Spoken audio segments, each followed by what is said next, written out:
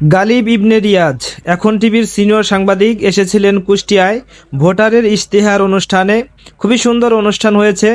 গালিব ইবনে রিয়াজ আমার কাজিন, অনেক সুন্দর উপস্থাপনা এবং সুন্দরভাবে আজকের অনুষ্ঠান সম্পূর্ণ হয়েছে।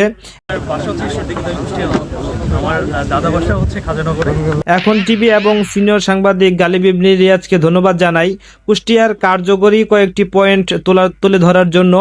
মাদক, স্বাস্থ্য খাতে সদর হাসপাতালের যে অবস্থা, রাস্তাঘাট, বেকারত্ব এবং কুঠিবাড়ি নিয়েছিল বিশেষ প্রতিবেদন। সব মিলিয়ে আজকে দিনটি এখন টিভির খুবই দুর্দান্ত একটি আয়োজন ছিল। ধন্যবাদ জানাই। আপনারাও পাশে থাকবেন, কুষ্টিয়াকে এগিয়ে নিয়ে যাবেন। সাংস্কৃতিক এই রাজধানী কুষ্টিয়াকে সুন্দরভাবে আমরা নতুনভাবে রূপ দিতে চাই।